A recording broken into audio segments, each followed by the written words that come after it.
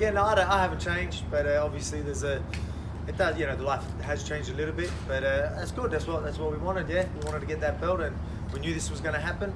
Now we'll just adapt to whatever it is. Now you're the champ. You've got some shiny belts over your shoulder, and just do your thing. It seems like the scene is really getting a lot of attention. I mean, obviously the city kickboxing team gets a lot of attention. They'll have something tonight, but there's just a growing thing down there as well. I mean, do you feel like that's part of your job or responsibility as well, is to continue to help grow things in the market down there? Yeah. Well, everyone, we're just all doing our part. You know what I mean?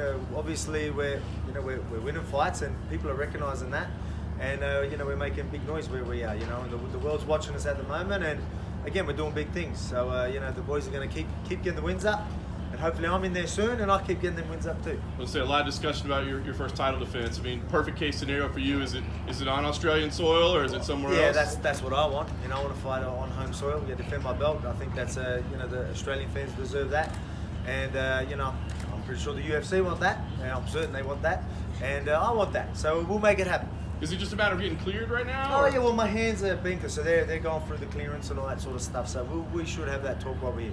And who stands on the other side of the cage in your perfect world? Well, whoever it is, but at the moment, obviously Max's name's getting thrown around a lot in the media and even Dana White and all that. But again, we really haven't had that discussion. So you know just as much as me.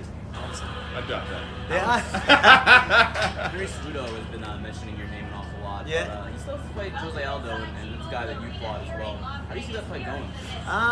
Look, obviously Aldo's got a couple of losses, but I mean he's still in good nick. You know what I mean? But I still think he's a tough fight for Cejudo as well. So I hope Cejudo's not taking that fight lightly.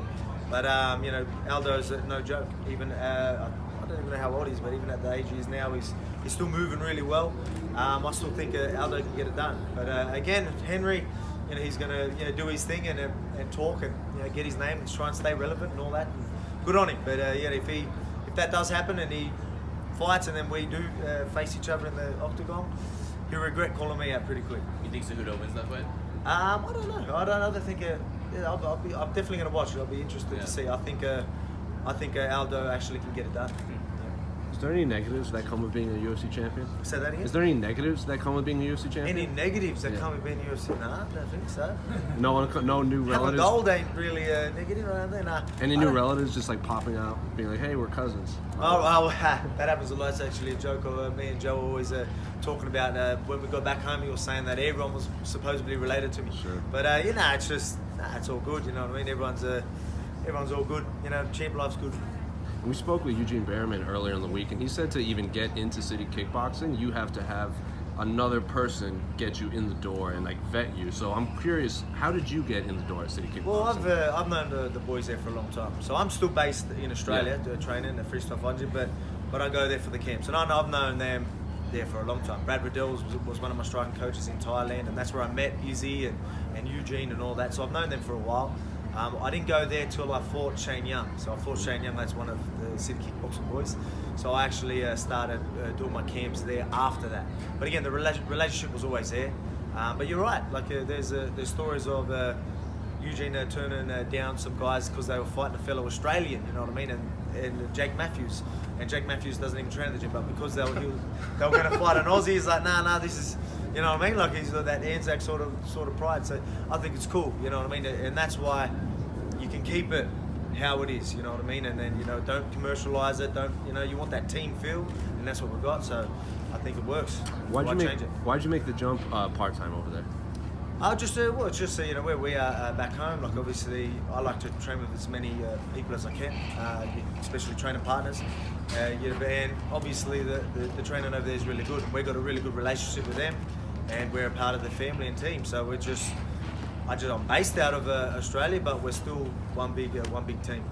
Alex, you look great. Pinstripes never go out of Cheers, style. man. That's it. Absolutely. It would have looked better if I had my actual three-piece on, but I don't fit into that. So, I think you look better than you are, so you're doing good. I got measured up a while ago. So absolutely. So speaking of Brad Riddell, how impressed with you were you with him? I thought it was an amazing performance. Yeah, how far away is he from being in contention? Yeah. That was very impressive. Especially the guy he fought was no joke, and that was a guy that no one wanted to fight. So and Brad ended up taking that fight, and as you can see, the guy is no joke. But as you can see, Brad Riddell's no joke either. So again, he does a lot of my striking when I was in Thailand and all that sort of stuff. So yeah, it's good. That was a bit of an eye opener for the world to see, him do his thing, and still, on his next fight there'll be more eyes on him, and he'll put even a better show, I think. So Absolutely. yeah. Last one for me. How do you see Izzy doing it tonight? Give us kind of a play-by-play about what do you think we're going to look at with Yoel Romero. Man, just again, I got a lot of respect for any fighters that get in there, but I just think he's going to be just too much. And watching him train and the last few weeks and watching him in camp, he's looking really, really good, really sharp. Everything he's just on. He's always on. Obviously he's always looking good, but right now there's just something different.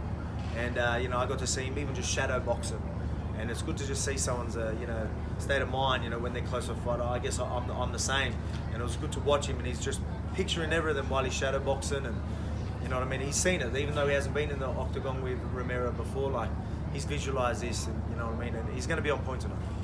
Champ, how was the travel coming over here compared to the last time you were just here? Yeah, pretty crazy, yeah? That's not too bad. For some reason, I always get a little bit more jet lag when I'm not fighting, which is a good thing.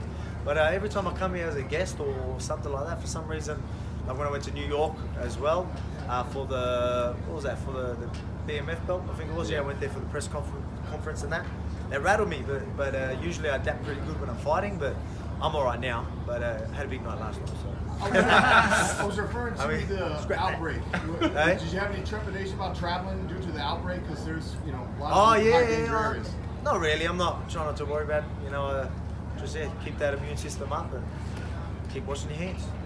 You had a big night last night. How big's the night going to be tonight if Izzy wins? Yeah. I should have saved for tonight probably, but it's gonna be a good one. So we've got a few of the whole teams here. We've got a heap of the boys here, so it's gonna be a good night. What do you think to Dan's fight against Dustin? Yeah, that's good. So that's announced as well, isn't it? Yeah. So that's unreal. I was surprised because the last I sort of heard, I thought Dan actually injured himself like straight after the fight, but obviously his ankle's fine now, so he's quick turnaround. That's good. He just wants to get back in there and chase that belt. I don't think he's that far away. And a fight like that will definitely get him in title contention. So, or people start talking about him being fighting for that title, and I think that'll be well deserved. And that's a big fight, so I'm looking forward to that. Dan can do it too. Have you done a shoey yet tonight? Have I done a shoey? Yeah. Nah, that's not my thing. I've done plenty back in the day, back in my footy days, but not tonight. How many times have you rewatched your championship fight? I've watched it a few times. I've watched it probably 4 or 5 times, especially when you keep hearing Max's name get mentioned about being the rematch.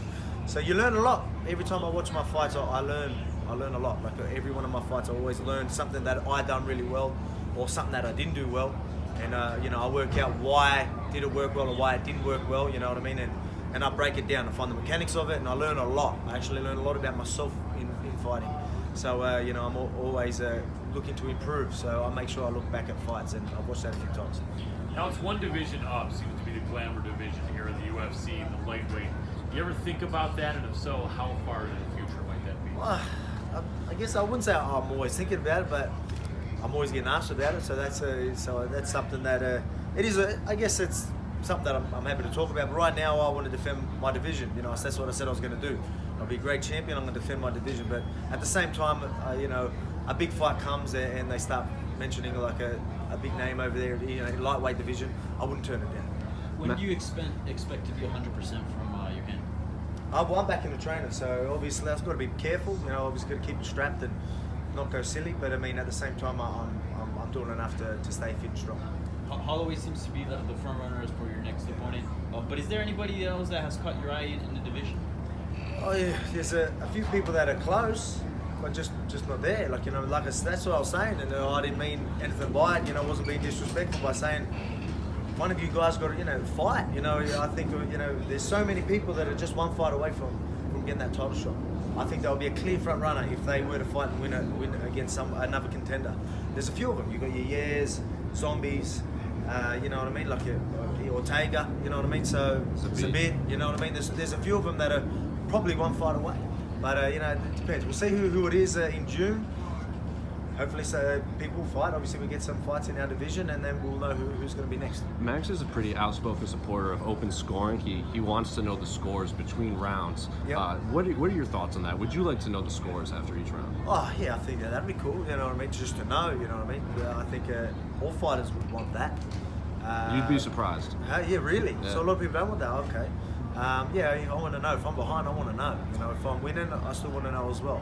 Again, I'm a pretty calculated fighter, and knowing how the rounds go, I can be more calculated. So I'm all for it. All good, guys? All good.